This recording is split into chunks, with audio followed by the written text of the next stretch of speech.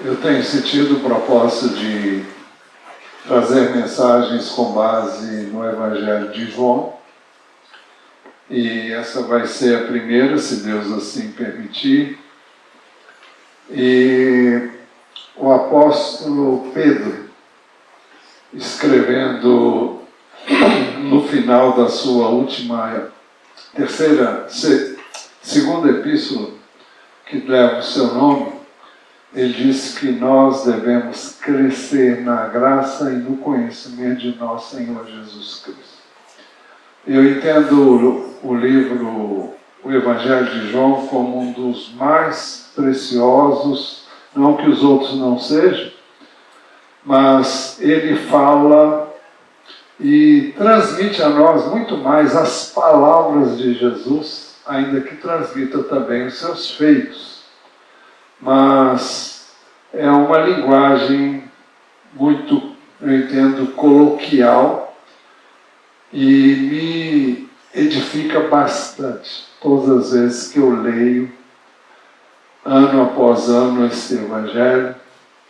E eu queria que você atentasse para isso, porque nós precisamos conhecer Jesus. Você vai dizer, eu conhece. E se você acha que conhece, você está, então, negando aquilo que é óbvio. Nenhum de nós conhece o Deus suficiente, nenhum de nós conhece Jesus o suficiente. E cada vez que nós nos entregamos a estudar, a meditar na sua palavra, nós aprendemos mais dele. Quanto mais aprendemos mais dele, mais temos dele para nós. Porque a vida cristã nunca foi planejada para ser vivida com base da nossa própria capacidade, mas o Evangelho só pode ser vivido por Ele mesmo em nós. A Bíblia é muito clara nisso e nós temos que buscar conhecer Jesus. Você e eu já o conhecemos desde que o recebemos em nossos corações, mas cada dia Deus se revela a nós à medida em que nos expomos à sua palavra, e é isso que nós queremos fazer, começando hoje no Evangelho de João. Também vai ser uma oportunidade para você, se você puder, trazer pessoas para ouvirem o Evangelho. Nem todo texto vai ser viável para isso, mas o tempo todo nós queremos falar de Jesus e quando nós falamos dele, ele opera e ele se revela e ele é a essência do Evangelho dele, não é?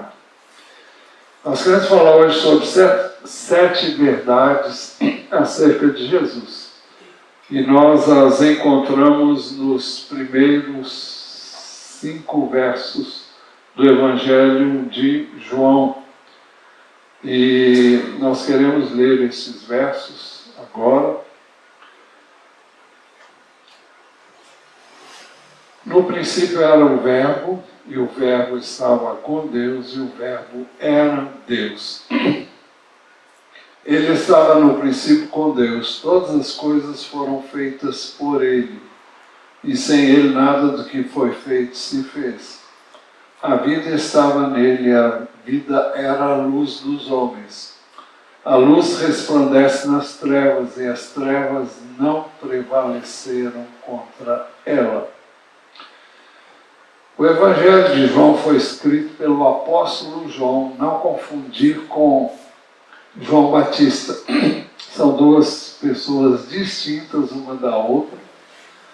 João, irmão de Tiago, era apóstolo de Jesus, eram apóstolos, e João Batista foi um precursor, alguém que veio antes para preparar o caminho para que Jesus pudesse ser recebido e acolhido como prometido nas páginas do Antigo Testamento.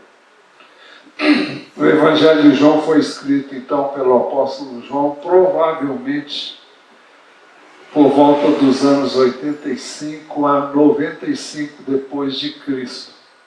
Ou seja, cerca de 50 a 60 anos depois que Jesus havia morrido, sido sepultado e ressuscitado ao terceiro dia. E ele é o último dos 4 evangelhos, ele é o mais teológico, mais firma em princípios e bases muito importantes para nós, que nele temos posto a nossa fé e a nossa esperança. O objetivo do Evangelho de João está definido basicamente no final do livro, na João 20, 30 e 31, onde nós vemos assim: na verdade, Jesus fez diante dos seus discípulos muitos outros sinais que não estão escritos neste livro. Estes, porém, foram registrados para que vocês creiam que Jesus é o Cristo, é o ungido, é o Messias, o Filho de Deus, e para que, crendo, tenham vida em seu nome. João escreveu para um público misto de judeus e gentios e enfrentou em sua época distorções que já circulavam nas igrejas. Entre os gregos, o gnosticismo e o docetismo ensinavam que a matéria era má e que Jesus não poderia ter sido verdadeiramente Deus e homem ao mesmo tempo. E quando eu digo isso, eu não estou dizendo que Jesus viveu aqui como Deus, porque ele abriu mão da sua condição de Deus para viver aqui como homem. Você vai perguntar, ele deixou de ser Deus? Ele não deixou de ser Deus. Tanto não deixou que ele recebeu a adoração de quem o viu e o recebeu como tal. Mas ele não viveu aqui como Deus, ele viveu aqui como homem, embora fosse, não deixou de ser Deus, mas não viveu aqui como Deus. Então ele foi ao mesmo tempo Deus, o Filho de Deus e também homem, mas ele viveu aqui como homem. Não sei se confundi você ou eu ajudei, mas alguns separavam então o Cristo divino do Jesus humano. Entre os judeus havia a tentativa de reduzir Jesus a um simples mestre ou profeta, negando a sua divindade.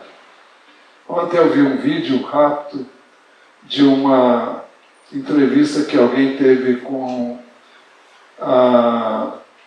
uma judia, a Aline, que promove viagens turísticas e divulga o Israel.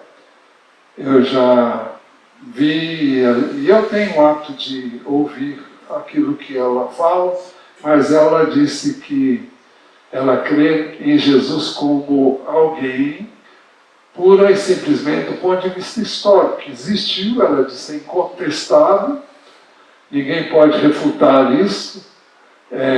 Está mais do que provado que ele veio e que tudo que ele fez está escrito e é comprovadamente, historicamente falando. Mas ela não crê nele como nós cremos. O início do Evangelho de João mostra-nos que Jesus é plenamente Deus e ao mesmo tempo ele se fez carne. E nós vamos ver isso ao longo do caminho. Quando João escreveu, os cristãos judeus que confessavam Jesus como Messias normalmente eram expulsos das sinagogas e eram deserdados, eram realmente expulsos da comunidade judaica. Declarar que Jesus é Deus tinha um custo alto. E a pessoa perdia seus relacionamentos mais íntimos com a família e com a comunidade judaica. O Evangelho de João é também um chamado à coragem, porque as pessoas que confessavam Jesus, elas estavam rompendo com tudo aquilo que todos pensavam e entendiam como sendo verdade, embora não fosse verdade. Então, nesse texto que nós lemos agora, os 5 primeiros versos do Evangelho de João, nós queremos destacar 7 verdades que possivelmente você conhece, mas é importante que você saiba mais profundamente o significado de tudo isso. A primeira verdade é: no princípio o verbo já existia. O texto diz: no princípio era o verbo. Não quer dizer que ele, fulano já era. Não é nesse sentido. É que no princípio ele era presente, estava presente. E nós lemos nas páginas das Escrituras que Jesus Cristo é o mesmo ontem, hoje e eternamente. Mas no princípio, e quando é esse princípio? É o princípio de tudo que nós conhecemos hoje. É o princípio de toda a criação de Deus. É o princípio daquilo que nós conhecemos no tempo, no espaço. Deus é eterno na pessoa do Pai, do Filho e do Espírito Santo. Eles não têm princípio nem fim de dias. Então, entendemos que tempo, do ponto de vista de Deus, não é como nós vemos, né? Antes de tudo existir, antes de existir o tempo de Jesus, já existia. É isso que o texto está dizendo. No princípio era o verbo.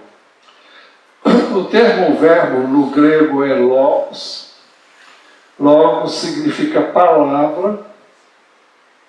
Por isso que algumas versões dizem no princípio era a palavra, mas se referindo a Jesus como sendo a palavra. Isso porque Jesus se manifestou nas Escrituras do Antigo Testamento através da palavra.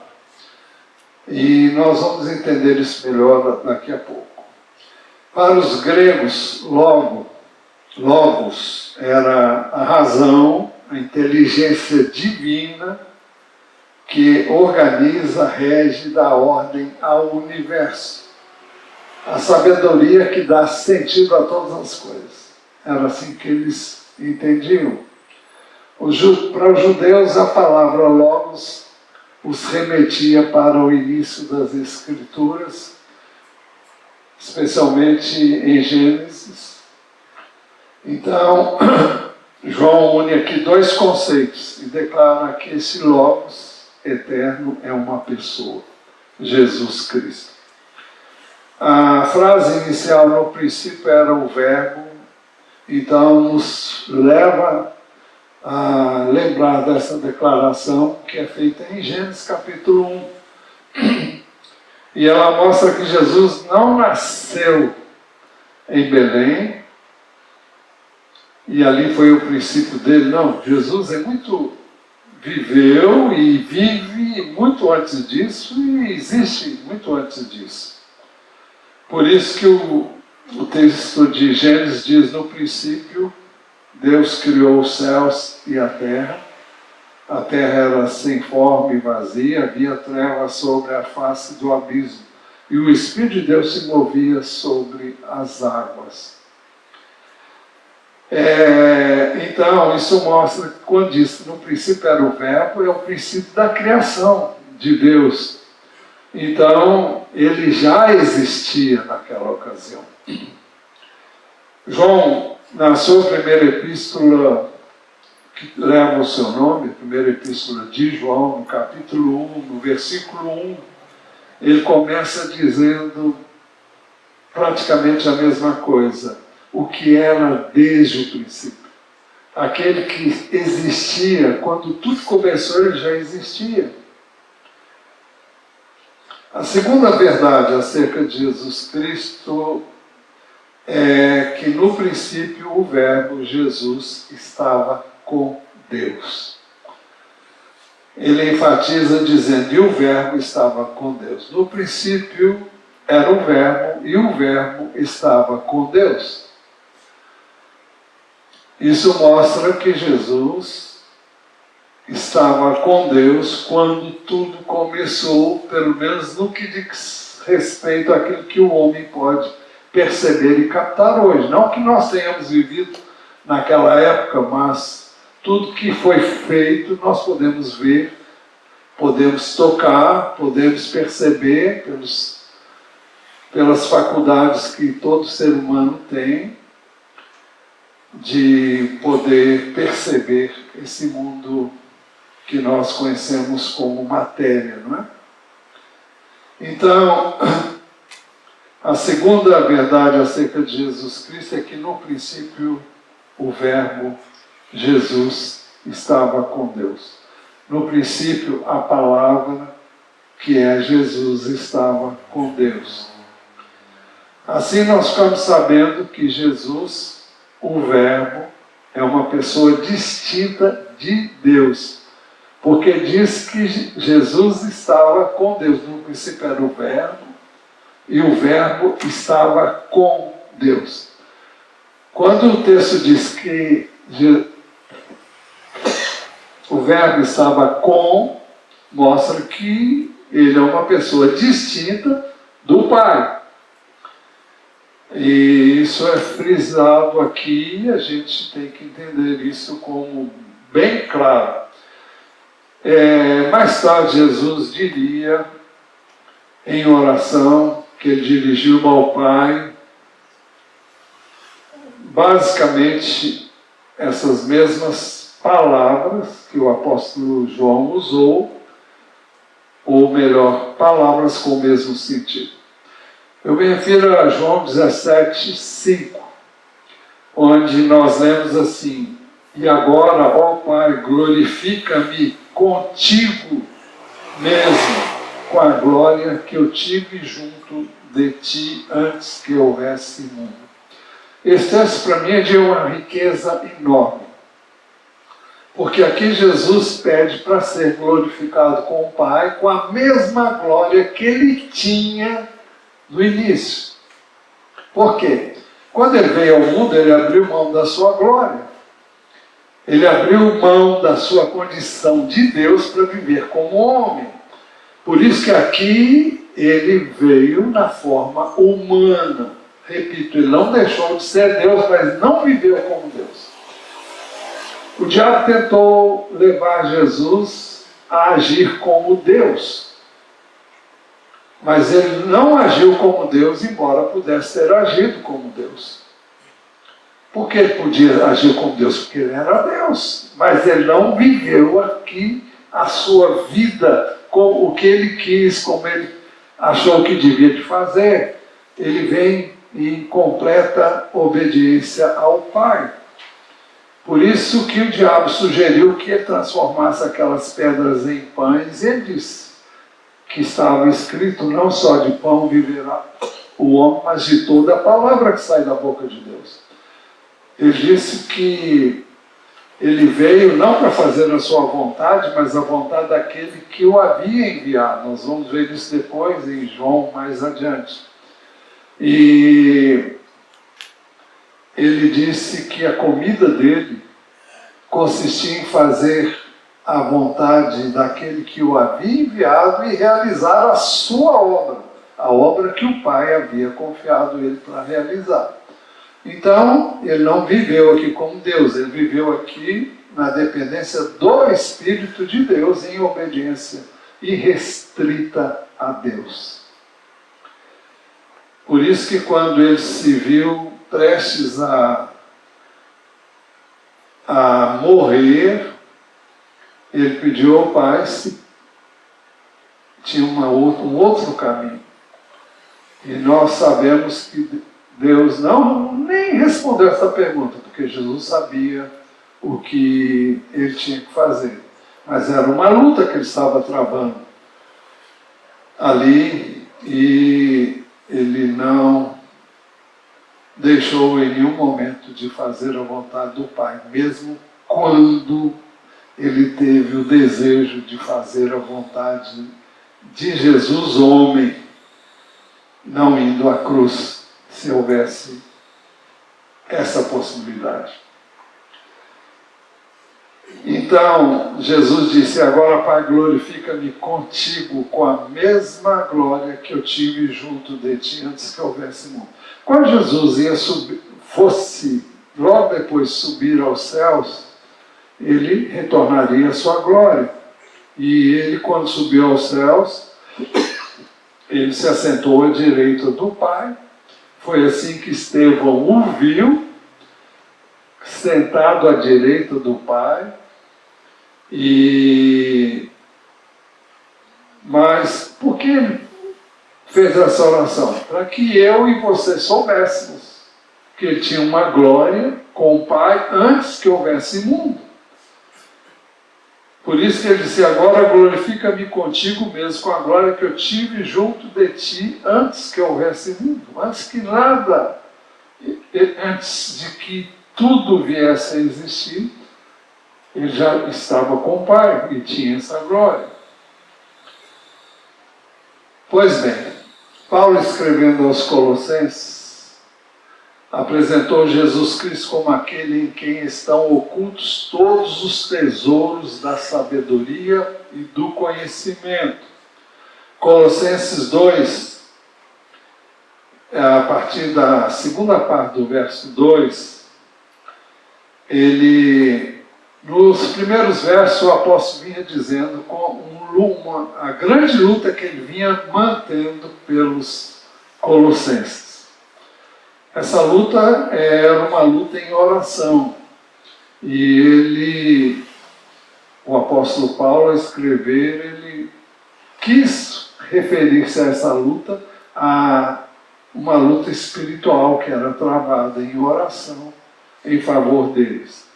E ele diz que pedia para que eles tivessem toda a riqueza da plena convicção, do entendimento, para o conhecimento do mistério de Deus, que é Cristo. Mistério por quê? É Deus na forma humana. É Deus se revelando ao homem na forma humana, na pessoa do seu Filho. E ele diz: em quem estão ocultos todos os tesouros da sabedoria e do conhecimento. Por que estamos falando isso? Ele diz: tenham toda a riqueza da plena convicção do entendimento para o conhecimento do mistério de Deus, que é Cristo, em quem estão ocultos todos os tesouros da sabedoria e do conhecimento. Ele quis dizer com isso que nós precisamos entender que em Jesus nós encontramos tudo aquilo que é de mais rico e precioso. Porque Deus é Filho de Deus. Quando nós lemos o livro de Provérbios, lá no capítulo 8, há um trecho em que a sabedoria de Deus é personificada. Ela é colocada como uma pessoa. E de acordo com o que o apóstolo Paulo escreveu, Jesus Cristo personifica toda a sabedoria e conhecimento de Deus, em quem todos os tesouros da sabedoria e do conhecimento de Deus estão ocultos. Então vamos ver o que diz o livro de Provérbios. No livro de Provérbios temos uma descrição da sabedoria de Deus que se encaixa perfeitamente na pessoa de Jesus Cristo, antes da criação. Então veja, e aqui descreve também o processo da criação. O texto diz assim: o Senhor me possuía, Ele está falando da sabedoria, mas a sabedoria nós a encontramos em Jesus, segundo o apóstolo Paulo. O Senhor me possuía no início da sua obra, antes das suas obras mais antigas. Eu estou lendo a partir do verso 22 de Provérbios 8. Fui estabelecida desde a eternidade. Ou seja, a sabedoria é eterna, como eterna é quem a possui. Desde o princípio, desde o começo da terra. Nasci antes de haver abismo. Está falando da sabedoria de Deus. Nasci antes de haver abismos. Quando ainda não havia fontes carregadas de águas. Uma referência ao capítulo 1 de Gênesis 1. Gênesis capítulo 1. Antes que os montes fossem firmados, antes de haver colinas, eu nasci. Deus ainda não tinha feito a terra, nem os seus campos, nem sequer o princípio do pó do mundo. Eu estava lá, quando Ele preparava os céus, quando traçava o horizonte sobre a face do abismo. Estava lá quando Ele firmava as nuvens de cima, quando estabelecia as fontes do abismo. Quando fixava ao mar os seus limites para que as águas não transgredissem a sua ordem. Quando Ele compunha os fundamentos da terra. Eu estava com Ele e era o seu arquiteto. Eu estava com Ele. O texto diz, no princípio era o verbo estava com Deus. Eu estava com Ele e era o seu arquiteto. Quem é que fez todas as coisas, nós vamos ver daqui a pouco, né? Dia após dia eu era a sua alegria, divertindo-me em todo o tempo na sua presença, divertindo-me no seu mundo habitável e achando alegria junto aos filhos dos homens. É uma descrição bem significativa da sabedoria com a qual o mundo foi formado e como ele foi formado. A terceira verdade acerca de Jesus Cristo é que no princípio o Verbo era Deus. No princípio era o Verbo estava com Deus e o Verbo era Deus. O Verbo não apenas estava com Deus, mas era Deus. Paulo mostra que Jesus mesmo, sendo Deus, veio e viveu aqui como homem. Texto que já os irmãos devem conhecer de cor e salteado. Filipenses 2,5, tenham entre vocês o mesmo modo de pensar de Cristo, que mesmo existindo na forma de Deus, não considerou o ser igual a Deus, algo que deveria ser retido a qualquer custo. Ou seja, quando Jesus veio aqui, Ele abriu mão de viver a sua divindade para viver a toda a humanidade.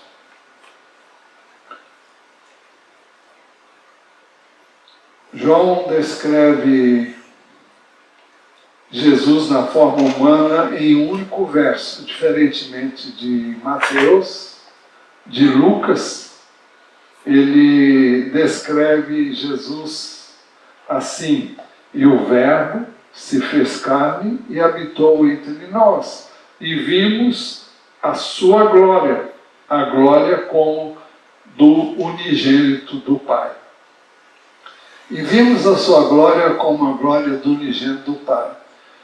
Jesus se revelou aos seus apóstolos, especialmente a Pedro, Tiago e João, no Monte da Transfiguração, quando as suas vestes, quando ele foi transfigurado diante deles, E quando Deus se manifestou na nuvem que veio sobre eles ali no monte, e Deus disse que esse é o meu filho amado em quem eu tenho prazer, e ali Jesus mostrou a glória que ele tinha como filho de Deus. Eles tiveram uma visão de Jesus como nunca antes eles tinham visto. Então, lá na primeira epístola de Pedro, primeira ou segunda? Peraí, eu não estava pensando em citar isso não, mas eu acho que eu vou. Vamos ver isso. Acho que é a segunda de Pedro, capítulo 1.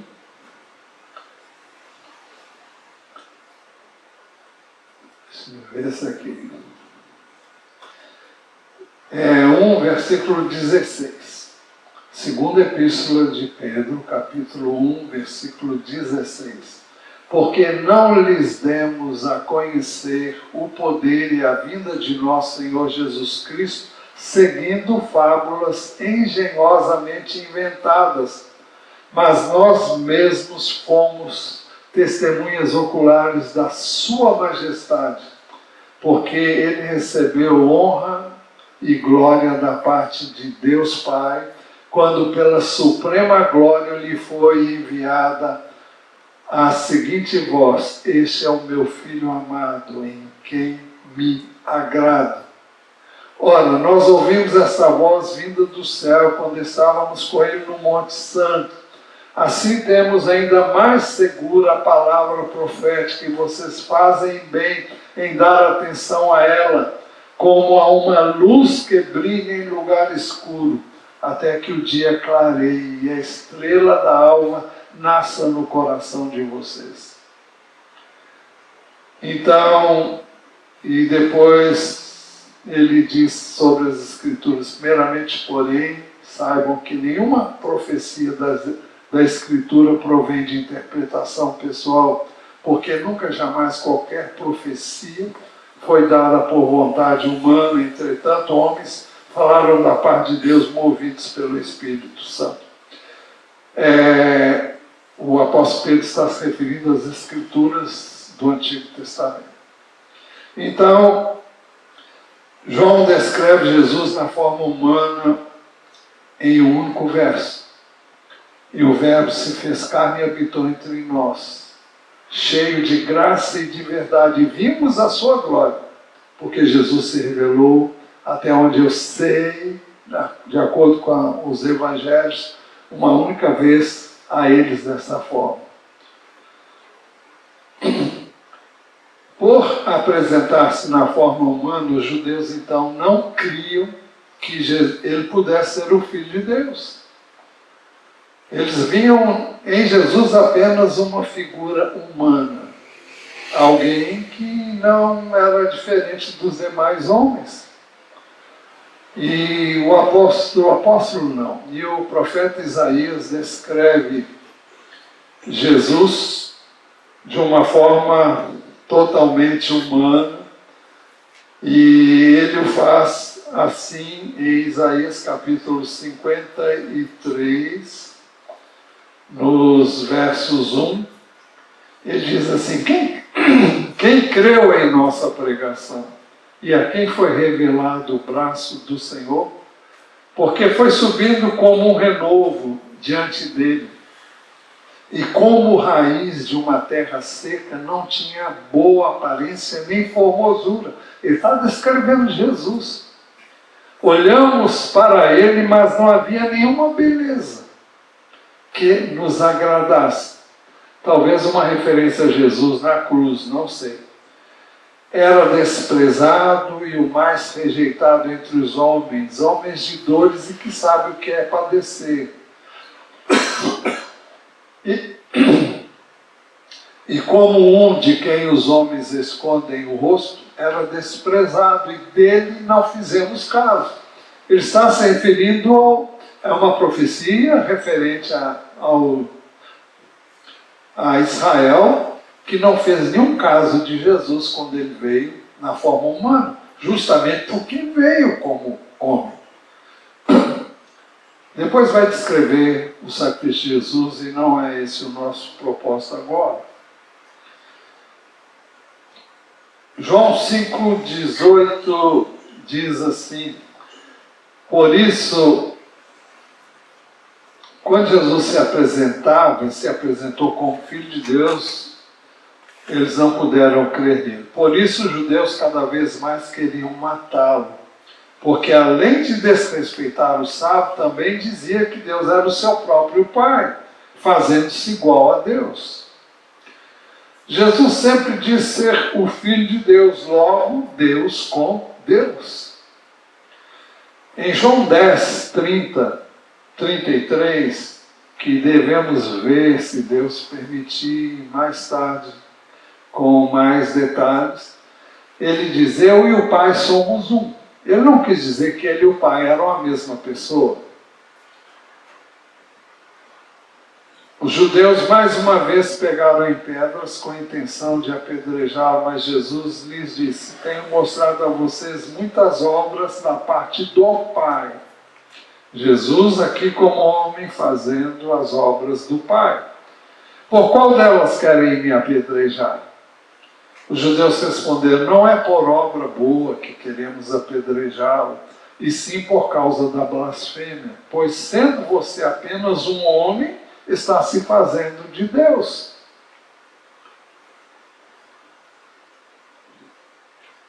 Então, era uma verdade que os judeus não, na sua grande maioria, não cria e não crê. A quarta verdade acerca de Jesus Cristo: o Verbo, Jesus, estava no princípio com Deus. É uma repetição, é uma reiteração da segunda verdade que nós já vimos, então não vamos voltar a ela. Mas por que ele enfatiza isso? Para destacar o fato de que Jesus era aquele que estava com Deus no princípio de tudo. Ele estava no princípio com Deus. Quinta verdade acerca de Jesus: o Verbo, Jesus, criou todas as coisas e sem ele nada do que foi feito se fez. Todas as coisas foram feitas por ele e sem ele nada do que foi feito se fez.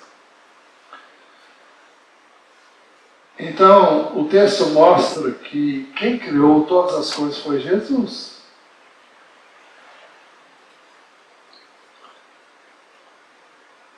Isso não significa que o Pai não tenha participado, que o Espírito Santo não tenha participado da obra da criação. Lá em Gênesis diz: no princípio criou Deus os céus e a terra era sem forma e vazia, e o Espírito de Deus pairava sobre a face das águas. O Espírito de Deus, essa expressão pairava, alguns entendem como sendo uma expressão que é equivalente a uma ave que está chocando um ovo. Estava ali, participando da criação. Mas o agente da criação foi Jesus, segundo as Escrituras. E o texto de João diz que no princípio era a palavra, era o verbo. Verbo quer dizer palavra. É a palavra logos, que foi traduzida por verbo, mas que significa palavra. Então, como é que tudo foi feito? Disse Deus: haja luz, e houve luz. Tudo foi criado por meio da palavra. Lá em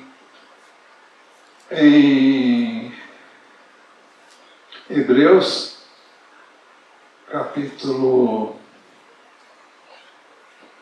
Deixa eu ver se é 1 ou 11, eu não sei, vou ver aqui. Hebreus.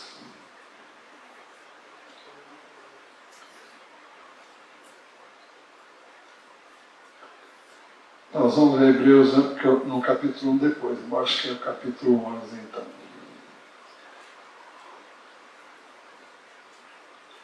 Hebreus 11.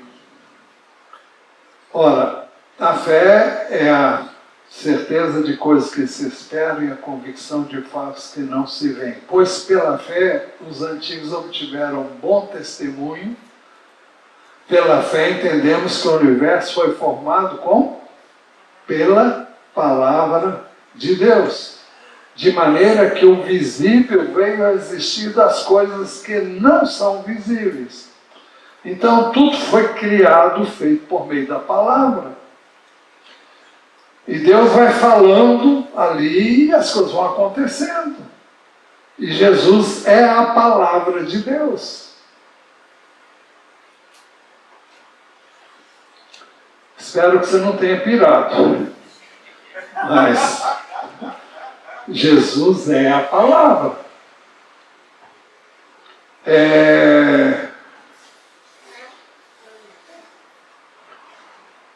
Por isso que o texto diz: todas as coisas foram feitas por ele, sem ele nada do que foi feito se fez. 1 Coríntios 8, 6 diz assim, é a palavra do apóstolo Paulo aos Coríntios, capítulo 8, verso 6. Para nós, porém, há um só Deus e Pai, de quem são todas as coisas e para quem existimos. E um só Senhor, Jesus Cristo, por meio de quem todas as coisas existem e por meio de quem também nós existimos. Nós existimos por meio de Jesus e todas as coisas existem por meio dele.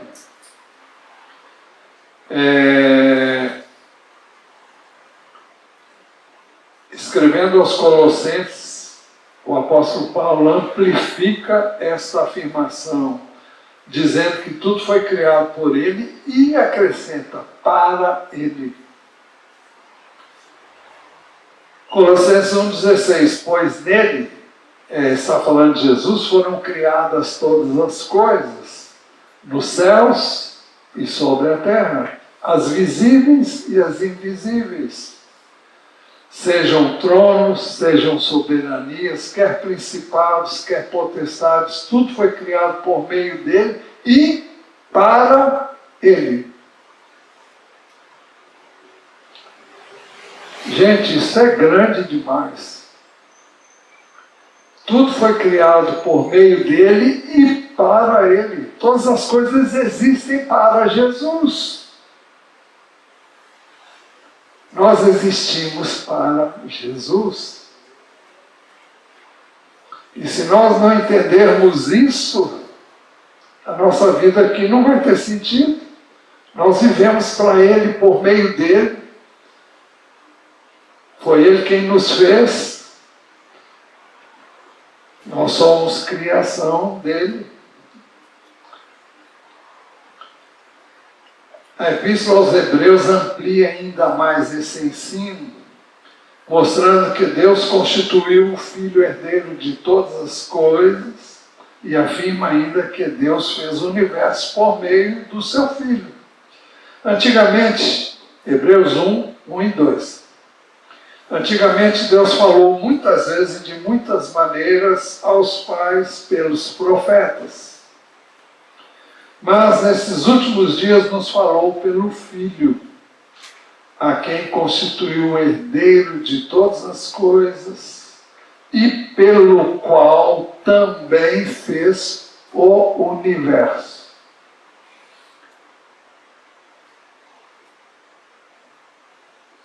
Nós não conhecemos um tiquinho assim do universo. E tudo foi feito por ele.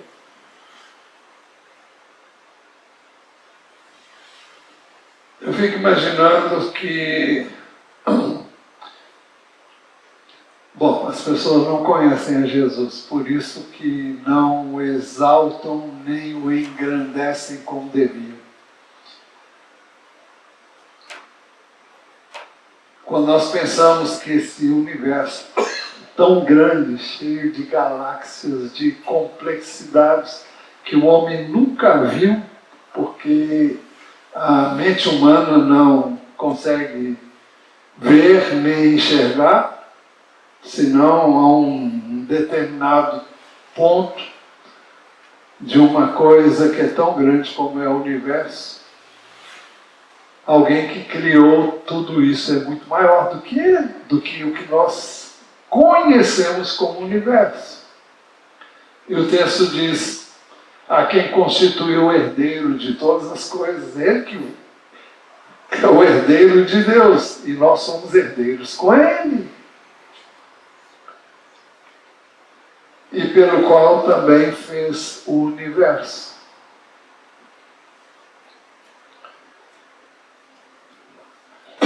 Sexta verdade acerca de Jesus Cristo. No princípio, a vida estava em Jesus, e Jesus era a luz dos homens. A vida estava nele. O texto não está dizendo que Jesus tinha vida, mas que ele era a vida. Isso significa ele que é a fonte da vida. A vida existe a partir dele. A vida estava nele. A capacidade de dar vida, de criar,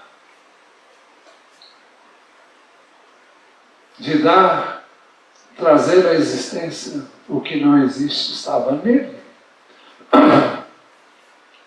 A vida estava nele e a vida era a luz dos homens. Este ensino nós encontramos ainda em João 5,26, quando Jesus diz, porque assim como o Pai tem vida em si mesmo, também concedeu ao Filho ter vida em si mesmo. Significa que Jesus tem vida nele mesmo, como o Pai tem vida nele mesmo. Não dependem de ninguém para viver. Eles têm vida em si mesmos. O texto diz, e a vida era a luz dos homens. Jesus afirmou ser a luz do mundo.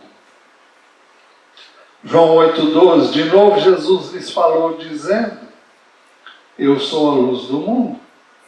Quem me segue não andará nas trevas.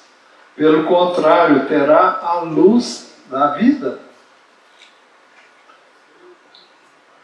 Em João 9,5, ele disse, enquanto estou no mundo, sou a luz do mundo.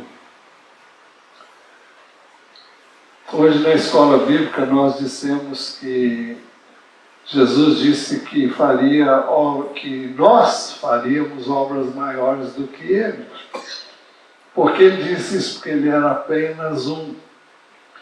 Ele disse, eu sou a luz do mundo.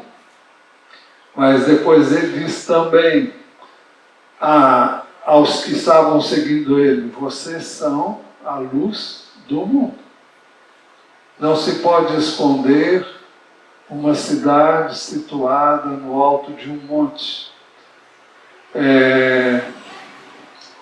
Bom, vamos lá, Mateus capítulo 5.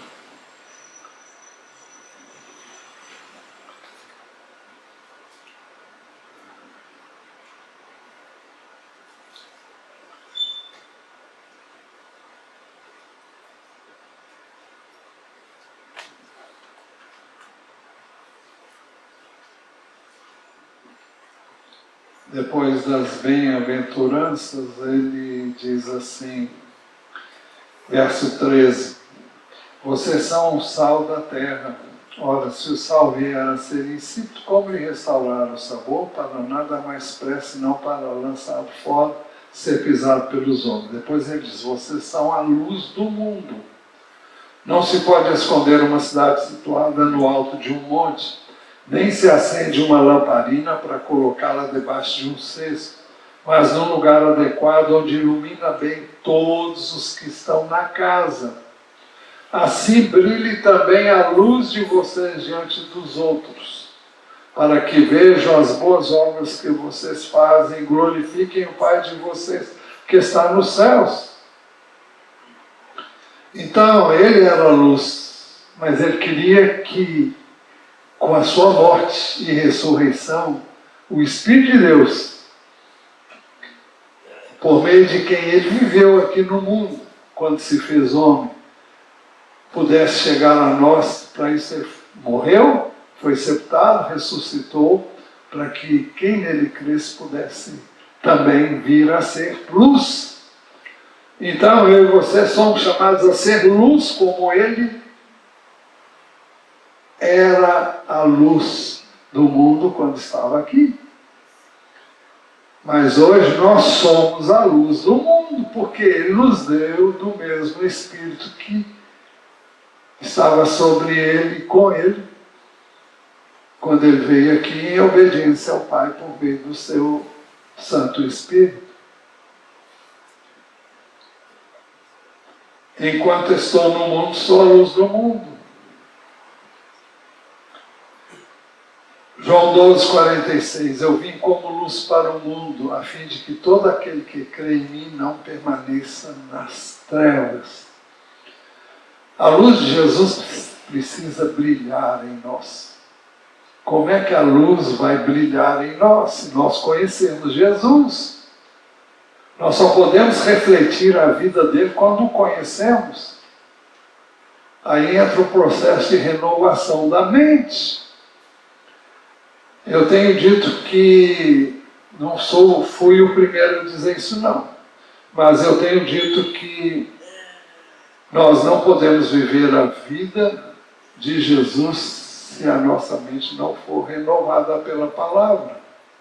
Eu tenho que saber o que Jesus é, como ele age, como ele procede, o que ele diz acerca dele, para que eu possa viver o que ele disse que fez para que eu vivesse.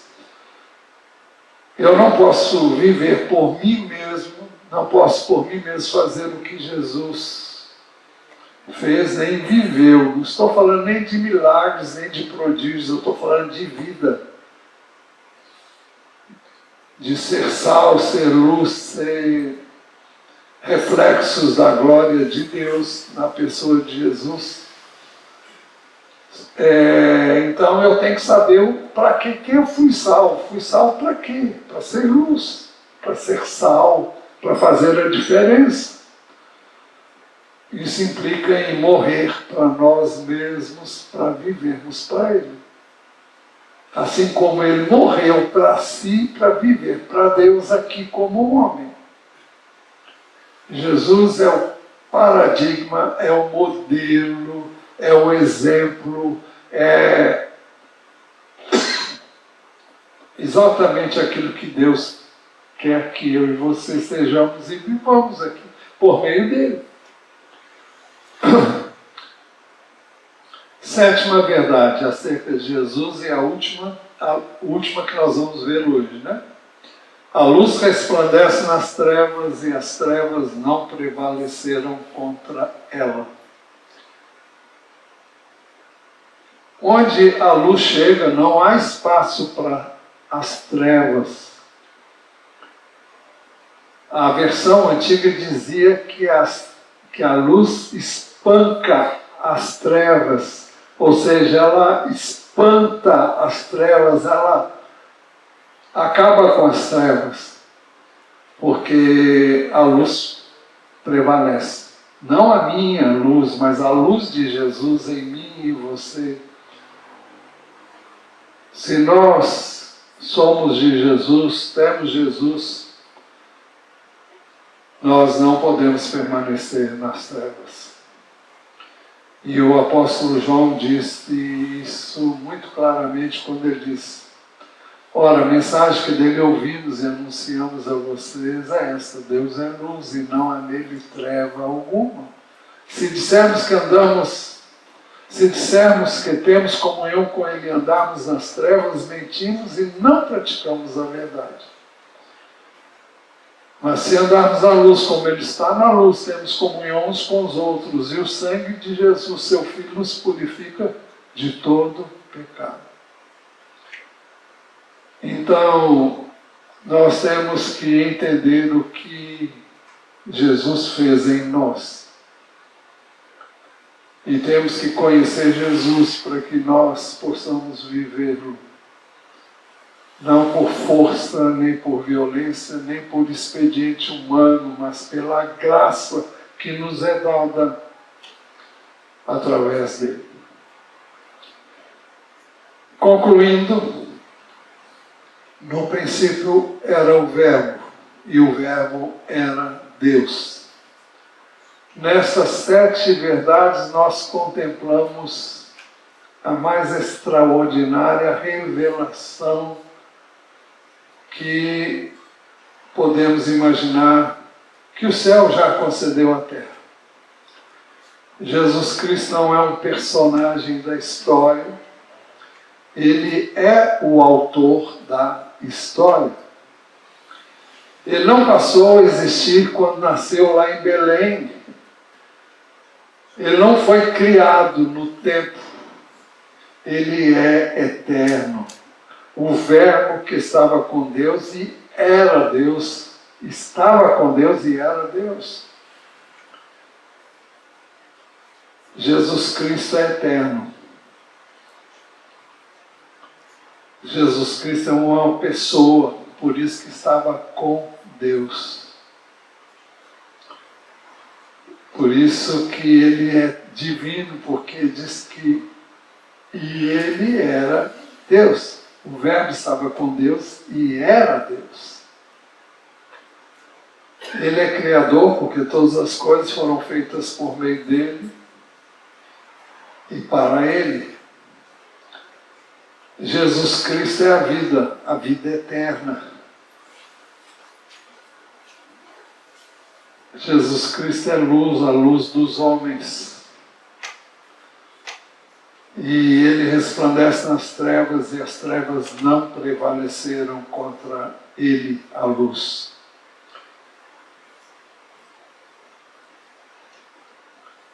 E a maravilha é que Jesus se fez carne e habitou entre nós. O Deus eterno desceu ao nosso nível, tomou a nossa natureza para nos resgatar das trevas. A luz não veio para nos condenar, nos humilhar, veio para nos salvar. A pergunta que fica não é quem é Jesus, mas o que é que nós vamos fazer com a luz que ele é e nos dá. Receber a luz é crer em Jesus. Rejeitá-lo é permanecer nas trevas.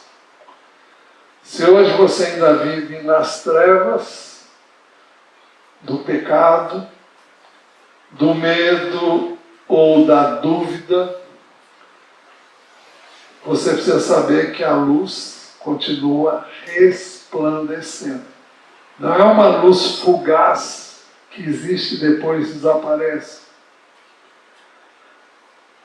As trevas tentaram apagá-la e não conseguiram. Quando Jesus foi à cruz, parecia ser a derrota. Mas aquilo que pareceu derrota foi realmente o meio através do qual Deus removeu o pecado do mundo e remove na vida de quem crê em seu Filho. No terceiro dia, a luz venceu a morte. E essa mesma luz quer entrar hoje na vida de quem ainda não conhece essa luz. Eu não sei se tem alguém aqui que ainda não fez uma opção por Jesus.